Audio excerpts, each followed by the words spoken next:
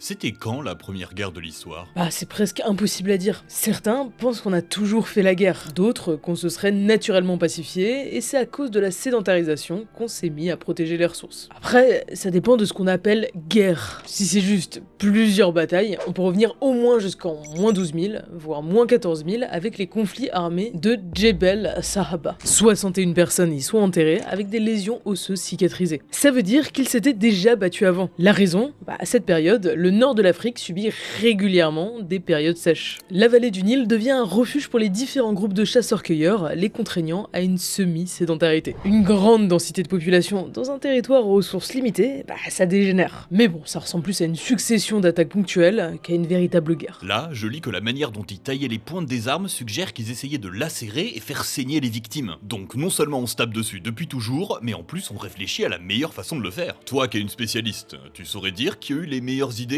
Genre, dans la grande histoire de la guerre, quelles techniques ont vraiment fait l'unanimité? Compte sur moi, allez, monte là-dedans, on remonte dans le temps. D'accord, donc je t'emmène voyager dans le temps et toi t'es sur ton téléphone. Tu comprends pas, j'ai besoin d'éveiller le tacticien qui sommeille en moi.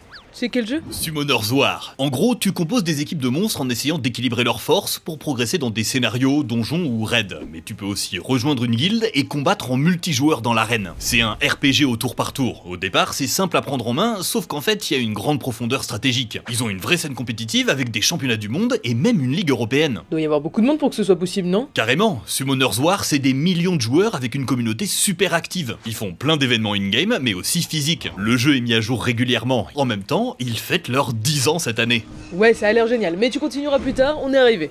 La phalange, le rouleau compresseur grec. Regarde, c'est des citoyens soldats d'Athènes. À l'époque, pas d'armée de métier. À 18 ans, ils font une sorte de service militaire. Ça dure 2 ans et on t'apprend à te battre au sein d'une phalange. Disposé en ligne de plusieurs rangs, t'es serré épaule contre épaule avec les soldats à côté de toi. Ton flanc gauche est protégé par ton propre bouclier, ton flanc droit par celui de ton voisin. L'équipement est plutôt lourd, un casque ouvert, une cuirasse, des jambières, un grand bouclier pouvant atteindre 1 mètre, puis bien sûr, une lance et une épée. On appelle ça un hoplite, la force armée de la Grèce antique. Ils sont bien protégés, juste, faut se payer soi-même la tenue. Donc, contrairement à ce qu'on voit dans les films, les armées grecques n'étaient pas complètement uniformes. Ça dépendait des moyens ou de l'origine de chacun. Vu leur réputation, c'était efficace, j'imagine. Regarde par toi-même. Ça, c'est la bataille de Marathon. Le roi perse, Darius Ier, qui débarque avec 25 000 troupes pour annexer les Grecs de son empire. Les Grecs, eux, ne sont que 10 000, et pourtant, ils vont gagner. Déjà, premier coup de chance. L'armée perse rassemble des archers et des cavaliers d'origine et de langues diverses, peu habitués à combattre ensemble. Tout le contraire des Grecs. Même s'ils sont loin d'être de super soldats, attention. Second coup de chance, le commandant perse renvoie sa cavalerie par la mer pour attaquer directement Athènes, laissée pratiquement sans défense. C'est une grave erreur, parce que la force principale de la phalange, c'est d'attaquer de front. Ils forment un mur solide et inébranlable, mais si la ligne se brise, c'est toute la formation qui s'effondre. Donc forcément, les flancs sont vulnérables. La cavalerie aurait été parfaite pour casser leur rang. Les Grecs vont donc charger, même s'ils sont en sous-nombre. Car oui, la phalange peut être défensive, mais c'est surtout une formation d'attaque. Imaginez 10 000 Grecs qui vous foncent dessus, lancent en avant, c'est terrifiant, et si vous n'êtes pas prêt à encaisser le choc, c'est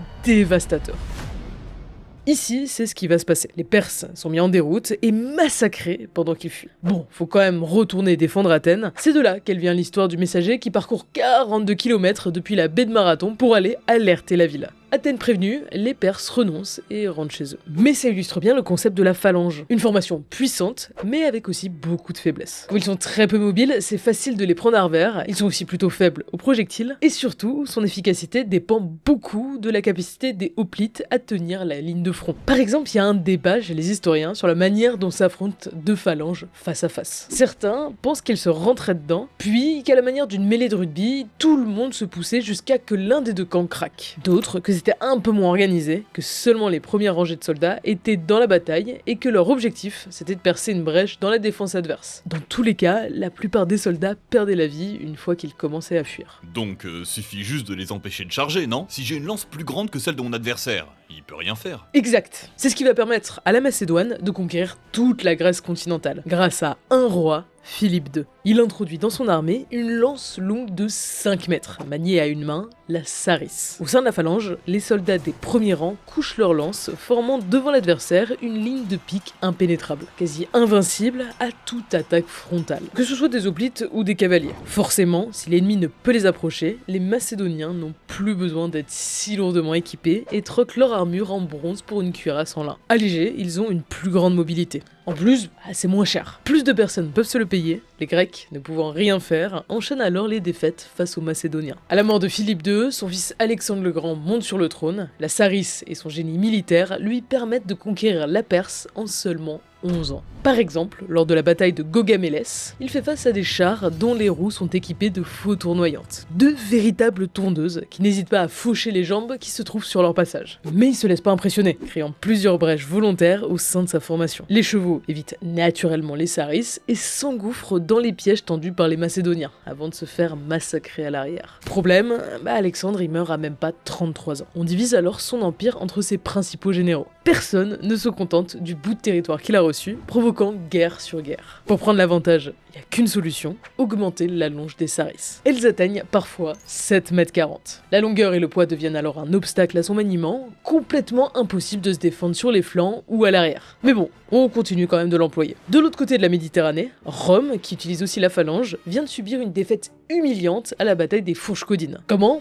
En se frottant aux Samnites, un peuple montagnard vivant dans les Apennins. La phalange a besoin d'un terrain relativement plat. En montagne, elle ne sert à rien. Ça force Rome à innover, divisant son armée en plusieurs groupes autonomes, séparés les uns les autres à la manière d'un échiquier. Il y a 3 types de groupes différents, les Astati en première ligne, les plus jeunes et inexpérimentés, suivis de près par les Principes, des soldats plus âgés. Tous deux sont armés d'un glaive, javelot et d'un large bouclier rectangulaire. Seule la qualité de leur armure varie en fonction de leurs revenus. S'ils échouent face à l'ennemi, ils se retirent derrière les Triarii, l'élite de l'armée romaine. Eux, ils sont disposés en phalange, tentent le tout pour le tout dans une ultime charge. Du coup, c'est quoi le plus efficace entre la légion manipulaire et la phalange macédonienne? Après les 3 guerres de Macédoine, Rome finit par annexer le royaume. Donc les Romains sont les plus forts. Pour Polybe, historien grec, ça ne fait aucun doute. La manipule permet plus de manœuvres, est utile sur plus de terrain, puis l'armement du légionnaire est plus polyvalent que la sarisse. Pourtant, en opposition pure lors d'un choc, la phalange domine. Lors de la bataille de Cynocéphale, les Macédoniens écrasent dans un premier temps l'aile gauche romaine. Juste, la mobilité des Romains, combinée à quelques éléphants de guerre bien terrifiants,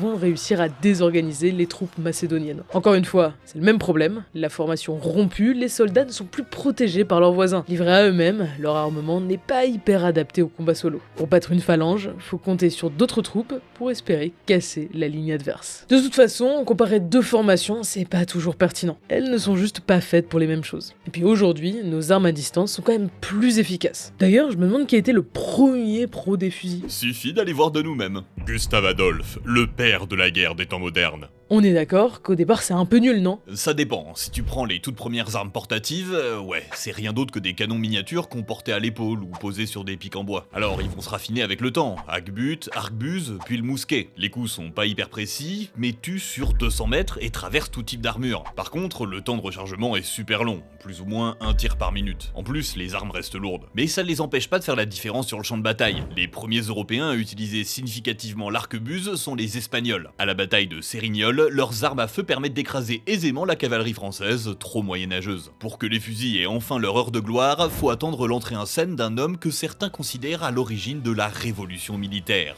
Maurice de Nassau, capitaine général de l'armée des Provinces-Unies. En gros, il va s'inspirer du modèle romain et décide de compter sur la fiabilité de son armée. D'abord, il les paye bien. Il réduit la taille des unités pour qu'elles soient plus faciles à manœuvrer et surtout, il met en place des entraînements rigoureux. Pas seulement physiques, mais aussi techniques. Comment bien marcher en groupe, comment manipuler son fusil, comment le recharger, le tout avec des mouvements simples. Il y avait même des livres illustrés pour qu'on comprenne bien. Regarde-moi ces magnifiques dessins. L'objectif, c'était de maximiser la puissance des armes à feu, que tout le monde soit efficace avec. En espaçant un peu ses soldats, il les faisait tirer en salve qui se relayaient, terriblement efficace. Mais le stratège le plus célèbre de cette période est suédois. On le surnomme même le père de la guerre moderne. Quand Gustave Adolphe monte sur le trône, à 17 ans, il hérite d'un royaume en guerre avec presque tous ses voisins. S'il fait la paix avec certains, il va devoir être inventif pour combattre les autres. D'abord, il réalise que la mobilité et la puissance de feu sont primordiales dans la guerre. Alors, il réduit le poids des armures et des armes. Il diminue l'épaisseur de ses lignes ligne, préférant de longues rangées de mousquets pouvant tirer simultanément. Il utilisait sa cavalerie non seulement pour protéger ses flancs, mais surtout pour faire des frappes éclairs, désorganiser les troupes puis se regrouper en sécurité. Mais sa stratégie secrète qui va changer l'histoire de la guerre, c'est l'utilisation de l'artillerie légère. Plus petite, plus mobile, elle pouvait suivre l'avancée des troupes, se recharger plus vite que les mousquets et servait à couvrir les attaques de la cavalerie. Et ça permet d'en produire beaucoup plus.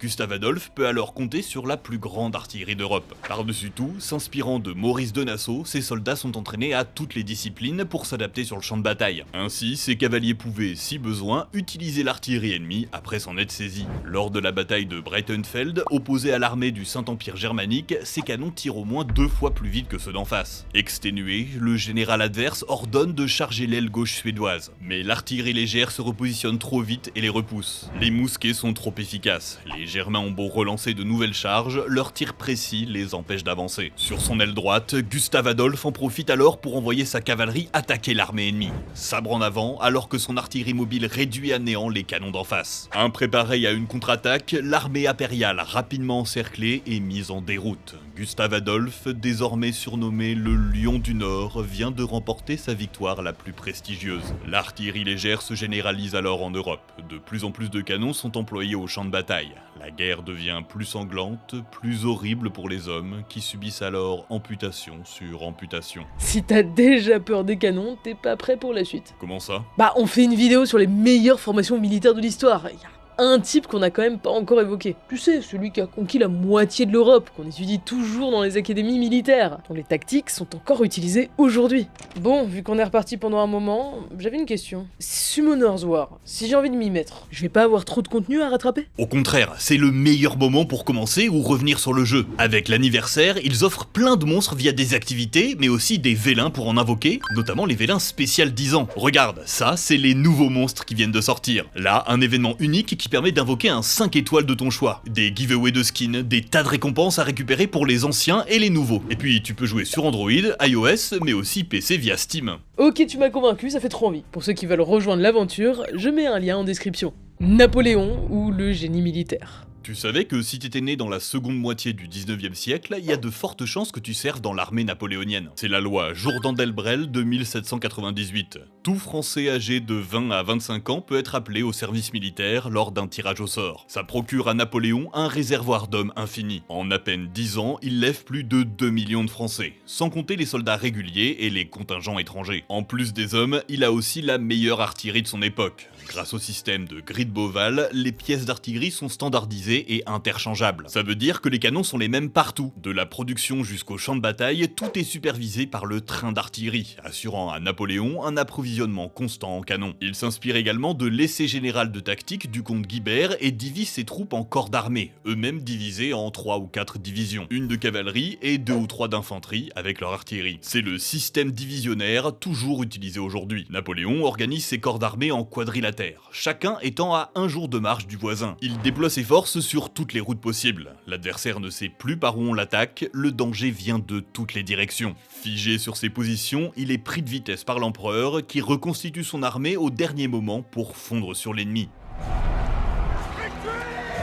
Ça permet notamment d'effectuer une de ses attaques signatures, la manœuvre sur les arrières. Le but, contourner puis encercler l'ennemi, le privant alors de tout ravitaillement. Il y a un cas d'école qui le montre bien, c'est la campagne d'Ulm. Quelques mois après le sacre de l'empereur, l'Angleterre, la Russie et l'Autriche s'allient. C'est la 3e coalition. Le plan est simple, le général autrichien est chargé de reprendre avec ses 80 000 hommes la Bavière, alliée de Napoléon. Une fois fait, il se positionne dans la ville d'Ulm et attend que les Russes arrivent, afin d'attaquer directement la France. Mais ils sont lents à se montrer. Une aubaine pour l'empereur, qui se dépêche de rassembler sa garde armée à Boulogne et fait la route vers l'Allemagne. 200 000 hommes regroupés en 7 corps, les 7 torrents. Ulm est positionné à la lisière de la forêt noire. Les Autrichiens s'attendent à ce que les Français empruntent ce chemin traditionnel, alors Napoléon va en profiter. Bien qu'en surnombre, souhaitant minimiser les pertes, il met en place une stratégie. 2 corps armés vont simuler une attaque à travers la forêt. Pendant ce temps, les 5 autres profitent de la diversion et contournent discrètement l'armée ennemie par le nord. Pourquoi? Pour couper leur retraite. Avant d'avoir compris ce qui se passait, les Autrichiens sont encerclés. Au sud, les Alpes les empêchent de manœuvrer. Les troupes françaises occupent le reste du cadre. Plus qu'à reformer lentement le piège, leur ligne de ravitaillement brisée, leur stock de nourriture nourriture diminue jour après jour. Complètement étouffés par l'armée française, ils sont contraints de déposer les armes 5 jours plus tard. Napoléon fait 25 000 prisonniers sans avoir même besoin de vraiment combattre. N'oublions pas les Russes qui doivent arriver, puis l'Autriche qui est loin d'avoir dit son dernier mot. Ça nous mène à une autre bataille bien connue, celle d'Austerlitz. Cette fois, les Français sont en infériorité numérique, 70 000 hommes contre 85 000 coalisés. Napoléon va alors utiliser une autre de ses attaques signatures, la manœuvre en position centrale, pour couper l'armée ennemie en deux. Le 2 décembre 1805, pour faire croire qu'il va battre en retraite, il laisse à l'ennemi le plateau du Pratzen, position clé qui surplombe la plaine d'Austerlitz. En plus, il fabrique un appât en réduisant le nombre de soldats au sud. Ça manque pas. 40 000 Austro-Russes dévalent les pentes du Pratzen dans l'intention de pulvériser l'aile droite française qu'ils pensent affaiblie. Tout se déroule comme prévu. Napoléon envoie un détachement reprendre le plateau abandonné. Surprise par la manœuvre, l'armée ennemie fuit, elle est coupée en deux. Les Français peuvent tranquillement y installer leur artillerie. Isolés et incapables de communiquer efficacement, les mauvaises décisions s'enchaînent, là où l'armée napoléonienne fait bloc et repousse les tentatives ennemies de reprendre le contrôle de la situation. 15 000 Austro-Hongrois tués, 12 000 faits prisonniers, à peine plus de 1300 morts et quelques milliers de blessés côté français. L'armistice est signé 4 jours plus tard. L'Autriche n'est plus une menace, et ce, jusqu'à la 6e coalition, prouvant une fois de plus que la capacité à repositionner rapidement ses hommes est décisive lors d'une bataille. À travers ces exemples, Napoléon ne fait que mettre en lumière toutes les tactiques qu'on a évoquées jusqu'à présent. L'unité des troupes est indispensable. Réussir à isoler une partie de l'armée ennemie, c'est bien souvent signer son arrêt de mort. Merci infiniment à Summoners War pour leur soutien. Participez à des combats d'anthologie, formez une équipe de monstres surpuissants et devenez un maître tacticien en cliquant sur le lien en description. Tu vois, même s'il a révolutionné l'art de la guerre et qu'on l'étudie encore, le monde a quand même bien évolué depuis le temps. Avions, tanks, missiles, aujourd'hui, même un simple drone piloté à distance peut prendre des vies sans risquer celle d'un soldat. Puis c'est sans parler de l'informatique qui a aussi déplacé une partie des combats, autant dans le renseignement que dans la manipulation d'opinion. Et bien sûr, il y a la menace atomique. C'est passionnant de penser la guerre, de comprendre notre passé, de se souvenir, mais à mon avis, dans le contexte actuel, c'est important de se souvenir que si les grandes avancées ont été faites à ces époques, le progrès n'est pas intimement lié au conflit.